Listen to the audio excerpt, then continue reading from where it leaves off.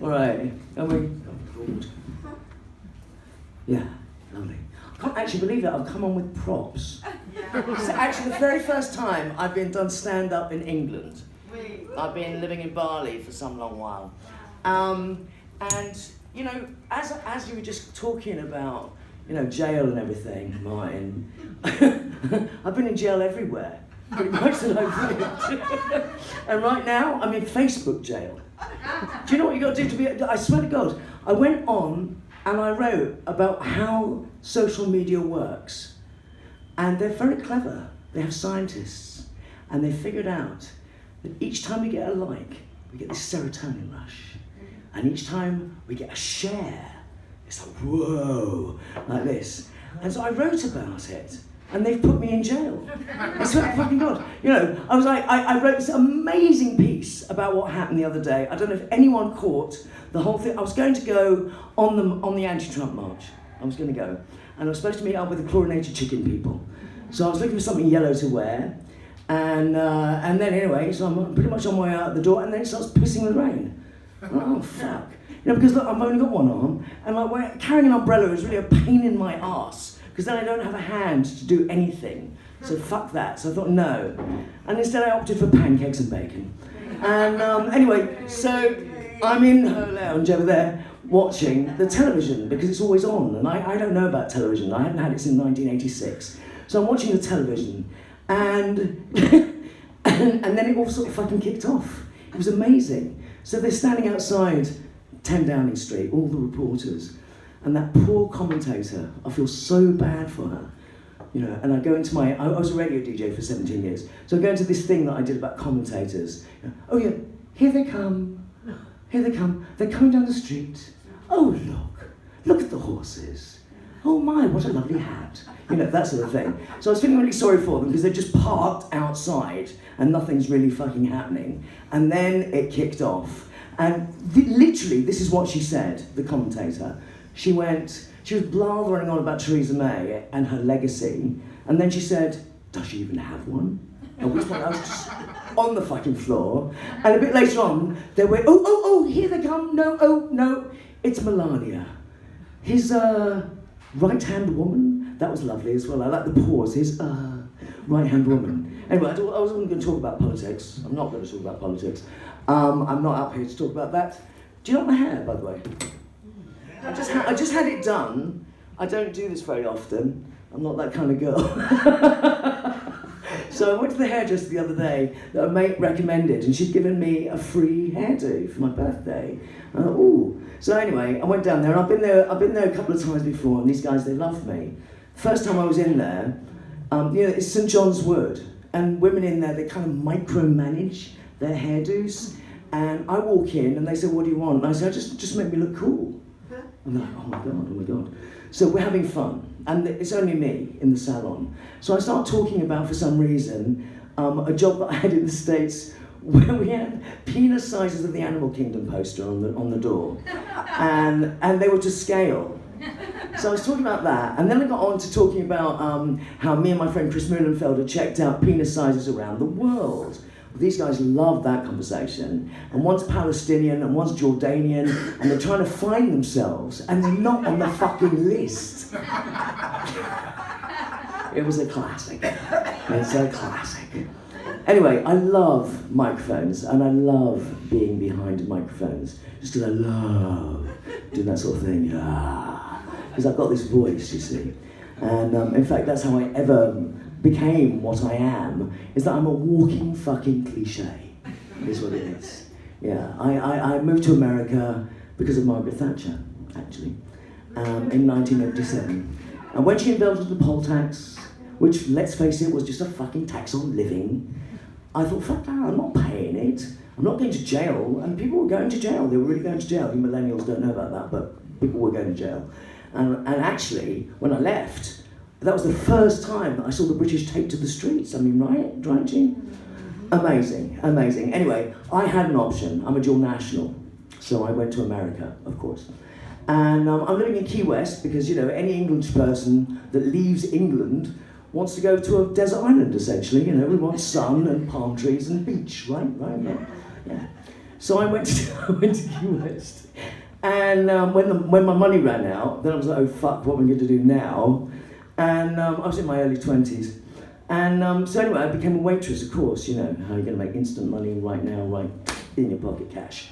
So that's what I'm doing, and I'm working in a real shithole, a total shithole. It was called Foley Square, and it was one of those places where when the cruise ship comes in, all those old farts come, you know, trundling in, you know, and there was a little step, and I'd be like, help me, and then they're shaking my hand away, and like penguins, they're like one by one falling off the fucking step. Anyway, so on one night, they finally put me on nights because I was apparently competent enough to wait tables at night. And we had this keyboard player, you know, tinkling the ivories while these fucking idiots ate. Anyway, so one night I'm totally in the weeds. You know, it's early days, I don't know about waitressing. And suddenly Marshall, he says, and now, Alexa, the singing waitress. And I look at him like, are you fucking mad? I'm in the weeds. And he says to me, no, Alexa, get up here. I said, I can't fucking get up there, I've got to get this fucking cocktail. And he says, Alexa, get up here. I said, okay. And he says, Alexa, you'll get such great tips, get up here. And he knew I was a jazz singer, I'm a jazz singer. So, oh, all right. So I get up and I do like Can't Help Loving That Man. They fucking love it, they love it. And I go, but dude, your fucking suit's probably getting cold, and they're cheering for more. I'm like, oh God, all right. So I do Love Me for Leave Me or whatever, and then I jump down and I'm racing about like a lunatic. And one of the things I really, really hated, and by the way, I didn't think I was going to talk about this either, I was going to talk about something entirely different. I'm a bit brimming over, as you can tell, I'm a bit excited. So, I really hate people in America going, oh, you're English, you're a long way from home, aren't you? And you know, yes, indeed, I am. And so that was one, and so I came up with all these pat responses to how to answer the questions that everyone asked. But this was before those days. And I've got these women on one table, and they're all going, ooh, Benny Hill, every time I go past, ooh, Benny Hill. I'm like, oh, fuck. I hate Benny Hill, I mean, with a passion. Misogynistic prick. So anyway, every time I'm going past their table, I keep on flipping my skirt up. I don't wear underwear. Flipping my skirt up and going, ooh, bottom, funny. And the next time I go past, titties, woo, funny, like this. So I'm being really rude, essentially very rude. And then I give some guy his conch chowder, and I'm kind of riding high from my sing-song moment.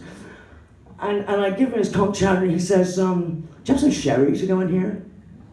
And I indicate shithole, you know? And I say, no, sorry sir, no, we don't have sherry here. And he says, well, can't you go and get some? And then I turned into Basil Fawlty. I'm like, oh, sorry sir, yes, must go and get you some sherry, sorry. And I'm backing out the restaurant, going, can't serve you anymore, sorry chaps, just got to go and get this man some sherry. I take my penny off, I throw it down on the ground, and then I look at him. And he's just so fucking embarrassed. And I walk back in, I put the penny back on, and I carry on with my stuff. And two women beckoned me over, and they said, have you ever thought about being a DJ? I said, no, not really. And that's how I got on there. I was discovered while I was waitressing. Anyway, that's not what I want to talk about. And Martin, you're going to have to drag me off, so you let me know when to stop talking, all right? So, you got another 3 minutes, oh my God. All right. So what I was going to say was, I am a technophobe. So where's Snapchat girl? Hello. I know nothing, all right? I'm a Luddite, a caveman. And so that's why I brought the prop bag on. Because I want to prove it to you. In here, what I'm using 3 different gadgets at the moment. Now, this is my stupid phone. And this is what I use. And I make phone calls and texts, and yes, I have to press 4 times for an S, okay? Yes. So that's my phone, and I love it, and I'm not going to give it up. And then, finally, my husband gives me this. And as you can see, it's covered in duct tape. It's an old iPhone 4. And you remember, well, anybody in here, this room, you guys remember, You remember when TVs used to take a long time to warm up? Remember? And then when you turn them off, you know, it kind of goes, just that little black dot. You remember those? So that's what this is like. It takes for fucking ever to warm up. It's really weird. So I kind of like that about it. And then, I don't know, is anyone, people in this room download? Do people download? Because I download. Okay, good. So, why did I even mention that? You sound menopausal. I'm going to forget why I even said that. It's brain like a sieve. I'll get back to that because I can't remember why I even mentioned it. Anyway, this little fucker, so it takes forever to warm up, and then when it's, you know, maybe gonna do what I want, then it kind of glitches, you know, it's just Apple's an arsehole. And what they do is they cripple their technology, they cripple it. So anyway, this thing, what it actually likes, when it won't work properly, is a little smack. Like that. Give it a little smack. And then, hey, guess what? It works. The other thing it likes is this. I do a lot of that. Quite pleasing. And yeah, what I was talking about downloading was, have you noticed that when you download, that you may be on uTorrent or Vooz or whatever you use, but it actually goes quicker if you watch it? Has anyone noticed that? No? No. All right, well it does. If you're watching going, come on, give me that fucking Game of Thrones, come on, like this, and you're living in Bali, you know, and it's downloading at 0.3 or something, if you sit in front of it and look at it, it goes quicker.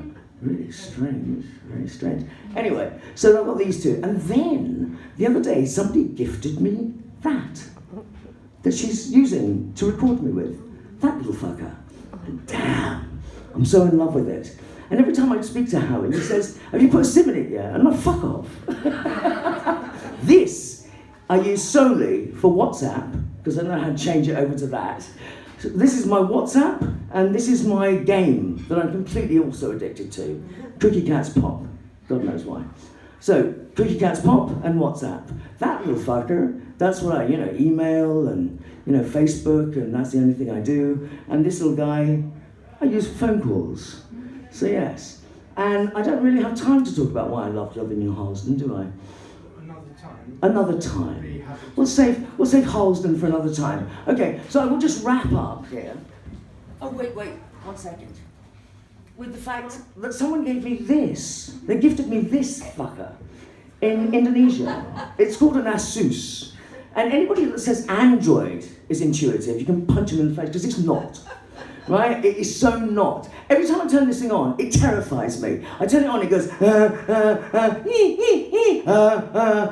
I just got to get rid of it. It's just horrible. I really, really hate it. And then finally, because I'm never going to do this prop thing again, ever. Finally, the woman I'm living with, we had a party the other day. I'm having the best time of my life for this woman. She gave me this handbag. I don't do handbags. She gave me a handbag. That's why I'm carrying it tonight. And she also has a wild sense, eclectic sense of decor. Anyway, so she took my plants. I only had 2 little plants. They were 2 tiny, tiny little succulents, you know, I'm rather attached. And I haven't nested for fucking years. I can't wait to nest. I'm a tourist that needs to nest. So I've got these 2 little succulents, right? And she takes them and she puts them in the toilet. And there's no light in that bathroom. And so I said, oh, you took the succulents? She said, yes. And she said, it's okay, you know. I said, no, it's fine for the party, it's fine. But they need light, they need light. She says, do they? I said, yes, they're plants, they need light. And she says, are you sure, Alexa? I don't know about that. Hang on, who was the other one? Come here. I need you. Come here, little Eric. Come here, little Eric. And this little Jeffy.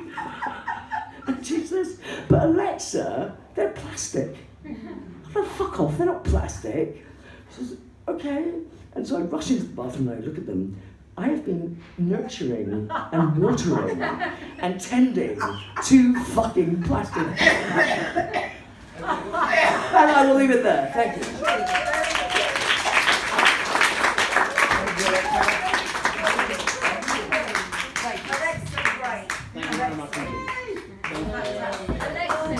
Thank you very much. That was Alexa Bauer. Thank you.